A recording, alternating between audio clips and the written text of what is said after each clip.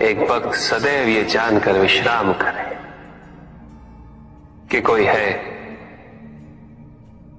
जो सदैव उसका ध्यान रखता है।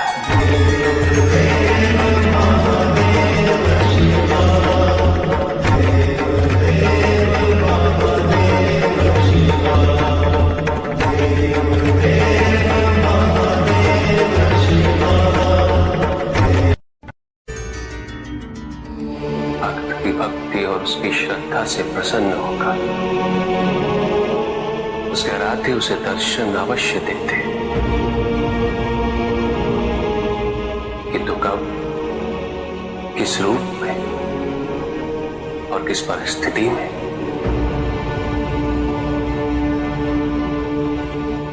इसका पूर्व ज्ञान होना भक्त के लिए संभव नहीं होता। जब जब भक्त भगवान का ध्यान करता है तब तब भगवान भक्त का ध्यान रखते हैं।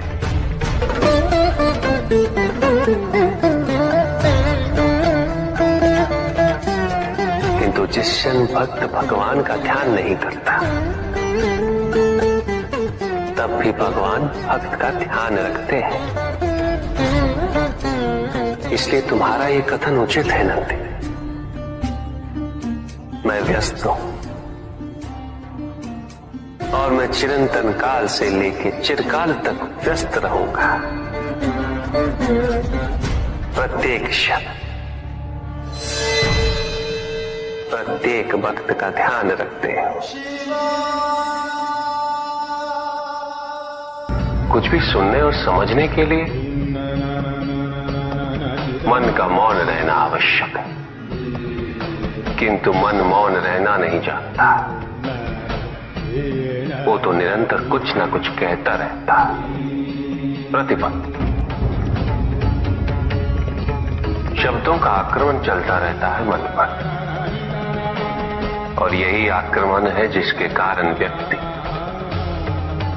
कभी भी शब्दों के परे नहीं जा पाता। जहां जीवन की सत्यता का बोध उसकी प्रतीक्षा कर रहा होता।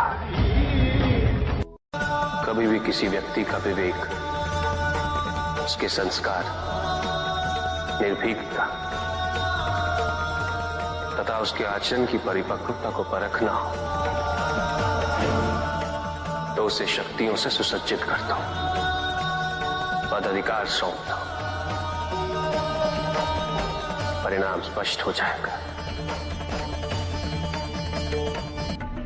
प्रभु, यदि आप स्वयं यहाँ कैलाश में उपस्थित हैं, तो प्रतिदिन का संध्या काल पूजन आपके समक्ष क्यों नहीं होता है? पूजित का साक्षात सामने होना मन को भटकने नहीं देता, किंतु जो सच्चे भक्त हैं, भगवान तो उनके मन में, उनके हृदय में निवास करते हैं। जिनके हृदय में श्रद्धा है उनके लिए पूजा करने हेतु अपने आराध्य का साक्षात सामने होना अनिवार्य नहीं।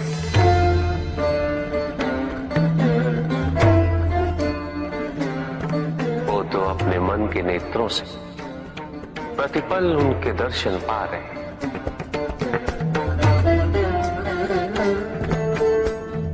उनकी प्रत्येक अनुभूति में भगवान है।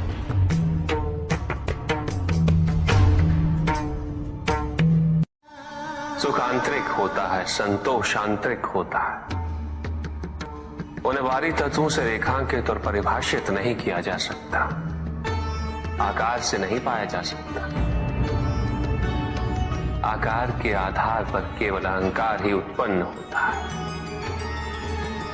क्योंकि आकार से तुलना करने का संदर्भ प्राप्त हो जाता है। यदि तुम्हारा आकार छोटा है तो तुमसे भी छोटा कोई ना कोई अवश्य होगा, और यदि उसी प्रकार तुम विशाल हो तो तुमसे भी विशाल इस संसार में कोई ना कोई अवश्य होगा। इसीलिए शरीर या आकार की तुलना करना कभी भी शाश्वत सुख का आधार नहीं बन सकता।